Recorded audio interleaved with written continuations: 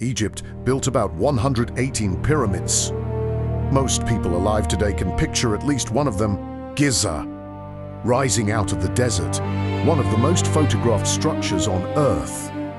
A monument so famous, it has come to symbolize ancient civilization itself. Just south of Egypt, along the very same river, another civilization quietly built more pyramids than Egypt ever did. Not a handful more, not a close second. Over 200 of them, nearly double Egypt's count, and many of them are still standing today.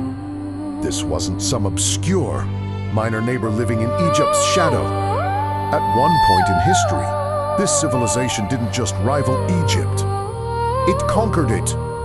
Its king sat on Egypt's throne. Its rulers wore Egypt's crown, restored Egypt's temples, and governed an empire stretching from deep in Africa to the shores of the Mediterranean. See, for nearly a century, its warrior queens put the Roman Empire to a standstill at the height of Rome's power, and forced Augustus Caesar himself to negotiate rather than conquer. And yet, if you ask most people today to name this civilization, you'll get silence.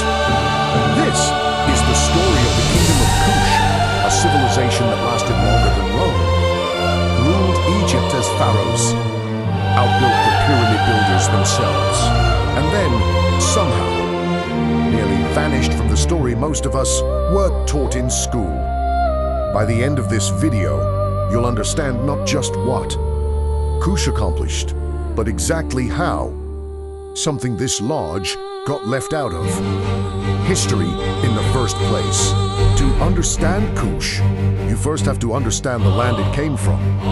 South of Egypt, where the Nile River winds through a region historians call Nubia. The landscape looks deceptively similar to Egypt's own, the same river. The same narrow strip of fertile land cutting through desert on either side. But Nubia had its own resources, its own culture, and eventually, its own ambitions entirely separate from Egypt. This region, spanning what is today southern Egypt and northern Sudan, sat at a critical crossroads. The Nile was the highway of the ancient world, and Nubia controlled a long, strategic stretch of it, positioned exactly between two very different worlds. Sub-Saharan Africa to the south, rich in gold, ivory, ebony wood, incense, and exotic animals. And Egypt to the north, gateway to the Mediterranean and the wider ancient world beyond. Whoever controlled Nubia controlled the flow of enormous wealth passing through it. This geography shaped everything that followed. For thousands of years, Egypt and the peoples of Nubia would trade, clash, occupy one another, and eventually remarkable reversals, completely switch roles. Historians typically divide Kushite history into several major phases spanning roughly 3,000 years. An early kingdom centered at a city called Kerma, a middle period when Kush ruled as Egypt's pharaohs, and a final, long era centered at the city of Meroe. Each phase looked different, but together, they represent one of the longest, continuously developing civilizations in African history. One that began before many of Egypt's most famous pharaohs were even born, and didn't end until centuries after the Roman Empire had already reshaped the Mediterranean world, long before Kush ever set foot on Egypt's throne. A sophisticated kingdom was already rising in Nubia, centered around a city called Kerma, near the third cataract of the Nile. Our archaeological excavations at Kerma have revealed a city far more developed than many historians once assumed possible for this period and region.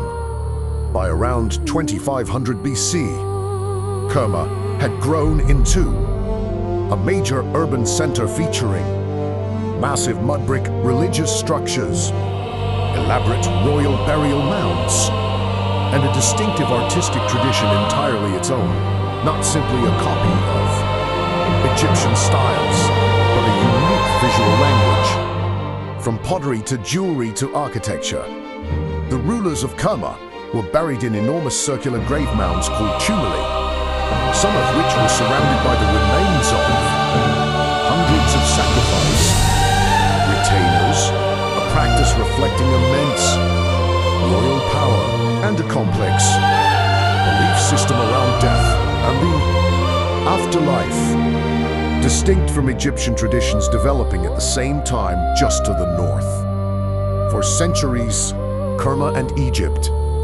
maintained a relationship that shifted constantly between trade, partnership, and open hostility. Egyptian texts from this era describe military campaigns against Kerma, attempts to control its lucrative trade routes, and shifting borders as first one power, then the other gained the upper hand. Eventually, during Egypt's New Kingdom period, around 1500 BC, Egypt succeeded in conquering Kerma outright, absorbing Nubia into the Egyptian empire for several centuries. Egyptian governors were installed. Egyptian temples were built throughout the region. Egyptian religious practices, writing, and administrative systems spread deeply into Nubian society. This period of Egyptian rule over Nubia lasted for roughly 500 years, long enough that Egyptian culture became deeply, genuinely embedded into Nubian identity, not simply imposed from outside. This detail matters enormously for what happens next, because when Kush eventually rose again as an independent power, it didn't reject Egyptian culture. It embraced it more completely than Egypt itself would. As Egypt's new kingdom empire eventually weakened and Egyptian administrators withdrew from Nubia, a new independent kingdom began to consolidate power in the same region. A kingdom historians now refer to simply as Kush. By around 1000 to 900 BC, Kush had re-established itself as a fully independent state, centered initially near the old holy city of Napata, close to a dramatic sacred mountain called Jebel Barkal, which Egyptian and Kushite religious tradition alike associated with the god Amun. This detail is worth sitting with for a moment. The Kushite kings didn't see themselves as separate from Egyptian religious tradition. They saw themselves as its rightful inheritors. Centuries of Egyptian cultural influence during the occupation period had left Kush with a deep, genuine devotion to Egyptian gods, Egyptian royal customs, and Egyptian symbols of legitimate kingship. Meanwhile, in Egypt itself, something very different was happening. Following the end of the New Kingdom, Egypt fractured into what historians call the Third Intermediate period, a lengthy era of political fragmentation, with competing local rulers, weakened central authority, and no single pharaoh able to unify the country the way rulers like Ramesses the Great once had. Egypt, once the dominant power of the ancient world, had become politically unstable, divided, and vulnerable. Kush, by contrast, was consolidating strength, wealth, and a clear ideology that true, proper kingship, the kind Egypt itself had once embodied, now rested with them. All the pieces were in place for one of the most remarkable reversals in ancient history. Around 750 BC, a Kushite king named Piye watched Egypt's fractured political landscape and made a decision that would change the ancient world. Piye didn't launch a simple raid for plunder, the way earlier Nubian-Egyptian conflicts had often played out. He organized a full military campaign northward, with with a stated goal that went far beyond conquest for its own sake. Piye framed his campaign explicitly as a religious and moral mission to restore proper order and true worship of amanirenas Egypt, order that Egypt's fractured, rival petty kings had failed to maintain. Ancient inscriptions describe Piye's campaign in remarkable detail. He moved north along the Nile, and one by one, regional Egyptian rulers either surrendered to him or were defeated in battle. Piye's forces besieged and captured major Egyptian cities, including the ancient religious center of Memphis, near modern Cairo, one of the most significant cities in the entire Egyptian world. What happened next reveals something crucial about how Piye understood his own conquest. According to inscriptions Piye himself commissioned, he refused to enter the sacred temple, precincts of certain conquered rulers, until he had ritually purified himself according to proper Egyptian religious custom, insisting on stricter religious correctness than some of the Egyptian rulers he was defeating. This wasn't the behavior of a foreign invader treating Egypt as a prize to be looted. This was a king who considered himself the truest guardian of Egyptian religious and royal tradition, arriving in his own eyes, not to destroy Egypt, but to save it from its own fractured rulers. By the end of his campaign, Piye controlled the entire Nile Valley, from deep within Kush, the way to the Mediterranean coast, a unified territory larger than Egypt had commanded in centuries.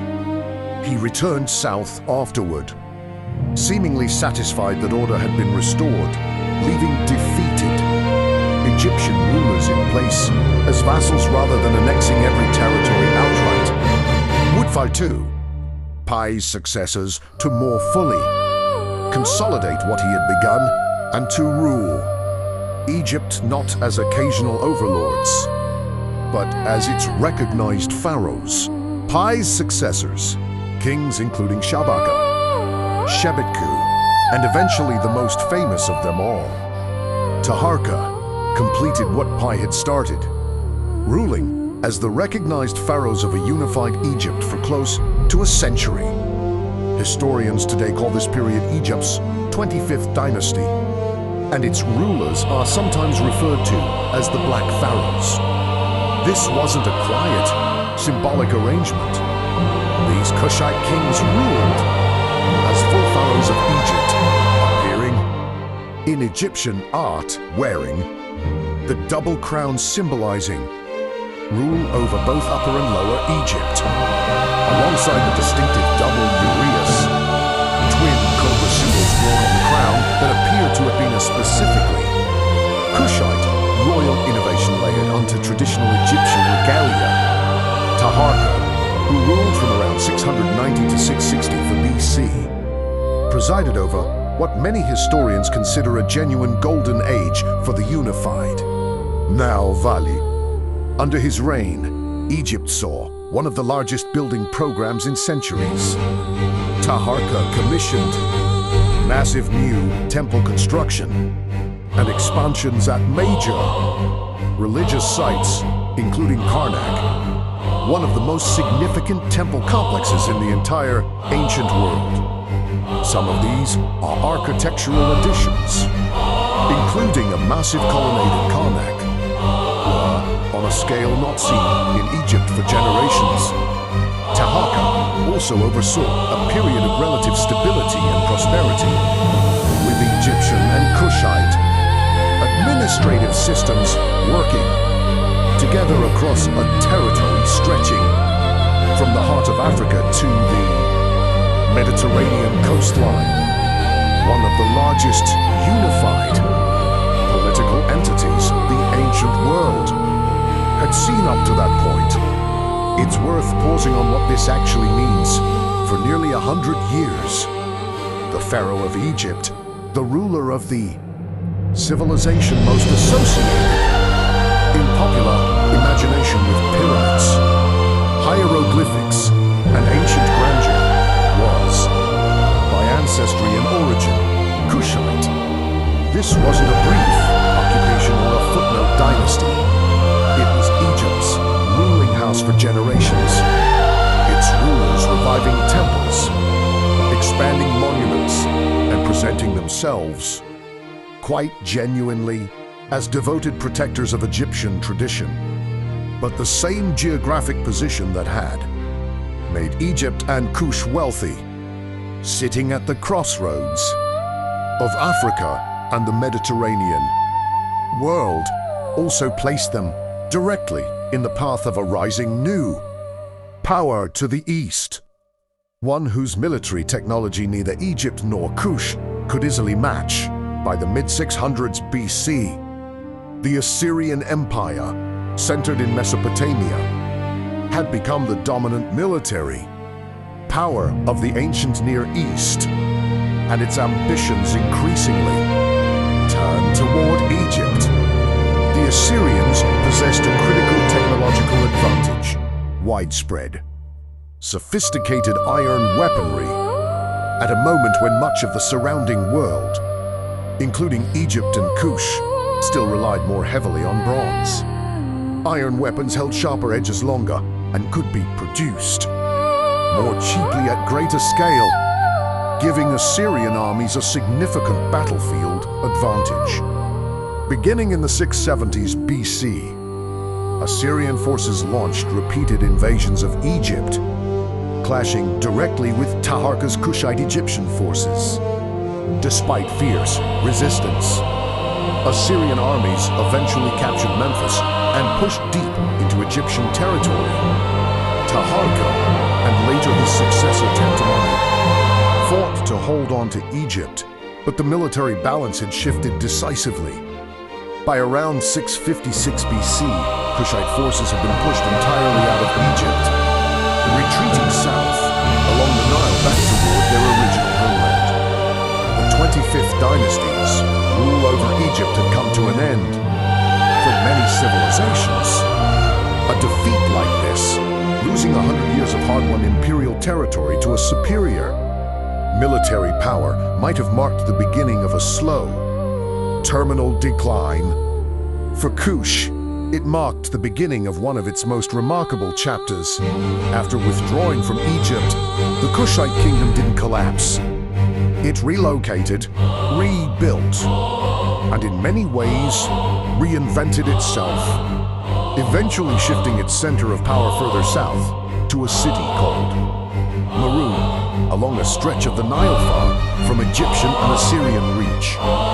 At Meroe, Kush entered what many historians consider its most independently creative and prosperous period, civilization that had absorbed centuries of Egyptian religious and artistic influence, but now had the geographic distance and political freedom to develop something distinctly its own. It's at Meroe that Kush left behind its most visually striking legacy, pyramids. Kushite royalty were buried beneath their own pyramid tombs, smaller and considerably steeper than Egypt's famous structures, giving them a more dramatic, narrow silhouette against the desert horizon. But what Meroe's pyramids lacked in individual scale, they made up for overwhelmingly in number. Across its history, Egypt built approximately 118 pyramids. At Meroe alone, the Kingdom of Kush built more than 200. Today, more pyramids stand in Sudan than in Egypt, a fact that surprises most people encountering it for the first time, precisely because Kush's pyramids have received a small fraction of the global attention given to Egypt's. Meroe wasn't simply a burial ground for kings, though archaeological evidence points to a genuinely innovative urban center. Kushite society at Meroe developed its own script, known today as Meroitic, one of the earliest indigenous writing systems in Sub-Saharan Africa. Remarkably, while archaeologists can pronounce Meroitic script based on its alphabet, the language itself remains only partially deciphered today, meaning many Meroitic inscriptions still cannot be fully translated or understood. An active area of ongoing modern research. Excavations at Meroe have also revealed extensive evidence of large-scale iron production furnace remains, slag heaps, and tools suggesting a substantial local iron industry, leading some historians and archaeologists to informally nickname ancient Meroe the Birmingham of Africa, referencing the industrial iron manufacturing city of the 19th century as a way of highlighting just how significant Meroe's metalworking capacity appears to have been for its era. Trade goods discovered in Meroitic royal tombs, including imported glassware, bronze vessels, and ceramics, point to trade connections reaching toward Rome, the Eastern Mediterranean, and possibly as far as India, alongside Kush's own exports of gold, ivory, and manufactured iron goods moving outward across these same networks. This was a civilization operating at a scale and sophistication that firmly places it among the significant powers of the ancient world, not a peripheral, minor kingdom, but a wealthy, technologically capable state that endured for centuries after losing its Egyptian empire. And in one of its most remarkable episodes, Meroitic Kush would go on to challenge the single most powerful military force in the ancient Mediterranean world. Rome itself, one of the most striking features of Kushite civilization at Meroe, was the prominent, powerful role played by its queens, rulers known by the title Candide, sometimes rendered in English as Candace.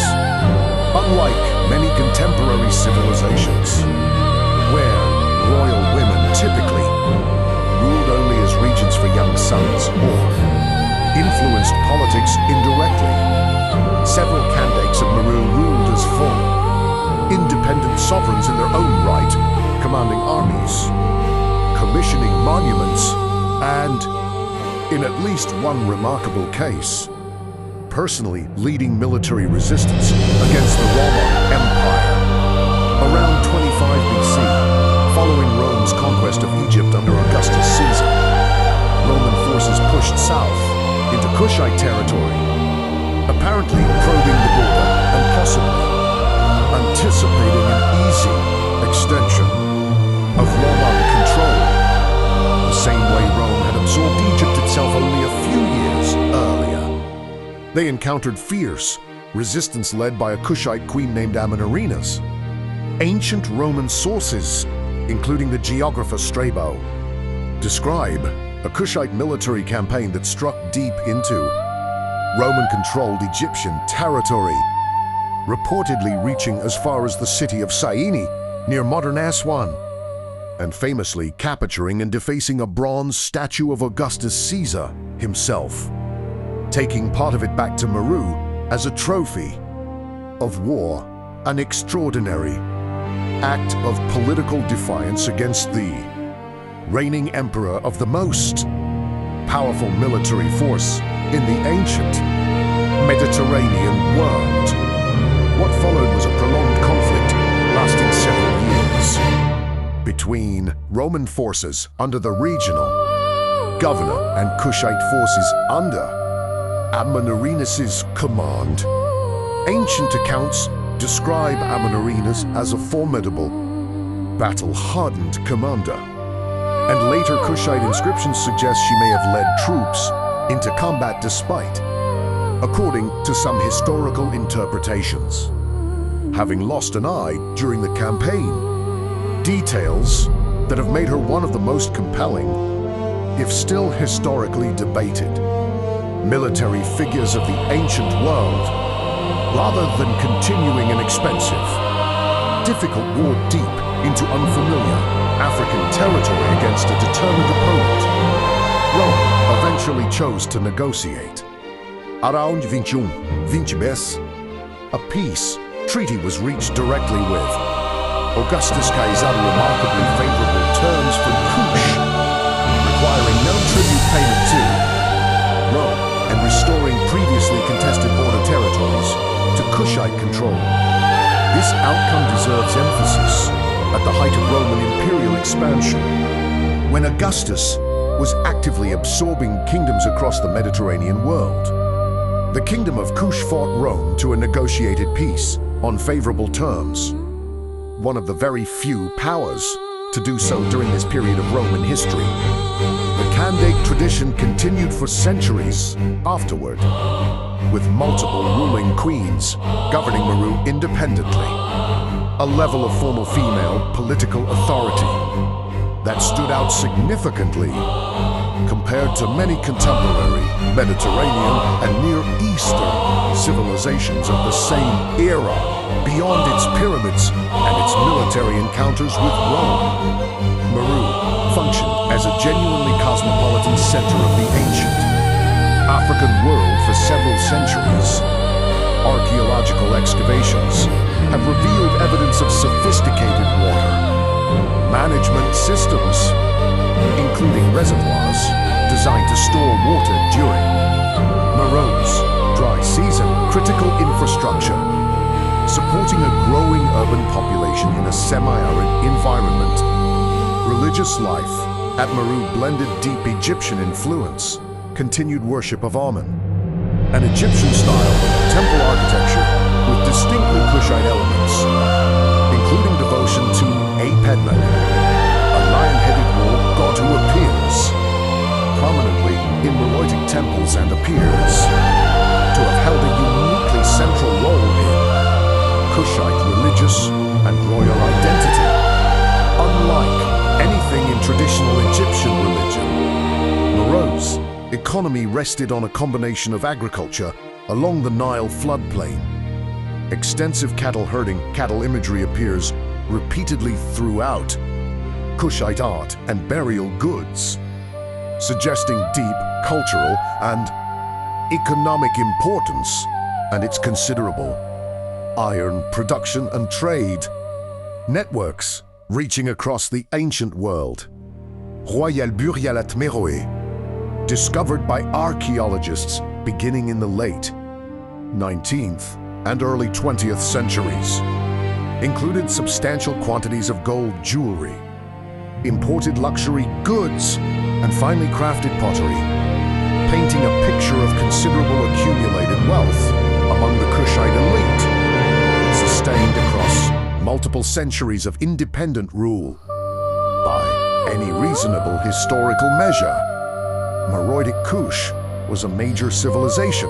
It had its own writing system, its own distinct religious tradition, a substantial iron industry, extensive international trade connections, formidable military capability, and female rulers who governed as full sovereigns, all sustained for roughly 6 centuries, from around 300 BC until its eventual decline in the mid-4th century AD. So, why does almost none of this appear in the popular historical narrative most people encounter today? Part of the explanation is straightforward archaeological history. Egypt's pyramids sit prominently near Cairo, easily accessible to travelers and researchers, and have been extensively excavated, documented, and popularized in Western academic and popular culture since organized Egyptology began in the early 1800s. Sudan, where the majority of Kush's archaeological sites are located, received dramatically less archaeological investment, less excavation funding, and far less sustained popular attention throughout the 19th and 20th centuries. Despite containing, by direct count, more pyramids than its far more famous northern neighbor, there is also a deeper, more uncomfortable pattern that modern historians and archaeologists have increasingly acknowledged. Many historical narratives constructed during the 19th and early 20th centuries, precisely the period when Egyptology and African archaeology were being formally established as academic disciplines, were shaped by the racial assumptions prevalent in that era. Some early Egyptologists and historians were reluctant to fully credit an African civilization south of Egypt with achievements including pyramid building, sophisticated ironworking, and successful military resistance against Rome, and in certain cases, attempted to attribute Kushite accomplishments to outside influence, rather than crediting the Kushites themselves, despite extensive archaeological and inscriptional evidence documenting their achievements directly.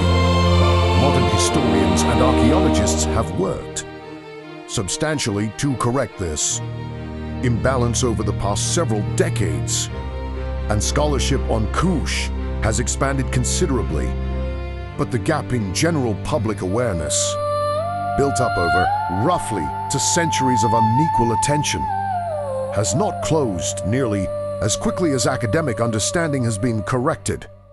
The result is the gap you likely noticed at the start of this video. A civilization that ruled Egypt as pharaohs, outbuilt Egypt's pyramid count by a wide margin, developed its own writing system, fielded queens who fought Rome to a standstill, and sustained itself continuously for roughly 3,000 years, longer than Rome existed from founding to fall, remains, for most people today, essentially unknown. The Kingdom of Kush isn't a minor footnote tucked into the margins of Egyptian history for nearly a century. It was Egyptian history, an African kingdom whose king sat on Egypt's throne, restored its temples, and governed a unified Nile Valley empire. Long after that chapter closed, Kush kept building quietly, constructing more pyramids than the civilization most people still consider. Developing its own writing system and producing warrior queens who forced the Roman Empire, at the height of its power, to negotiate rather than conquer. The gap between what actually happened along the Nile and what most of us were taught isn't really a gap in the evidence. That evidence has stood, carved in stone and buried in royal tombs, for thousands of years, waiting. It's a gap in which stories got told, funded, translated, and repeated often enough to become common knowledge, and which stories, despite the evidence, simply didn't. If you're interested in the civilizations and historical figures that got left out of the textbooks most of us grew up with,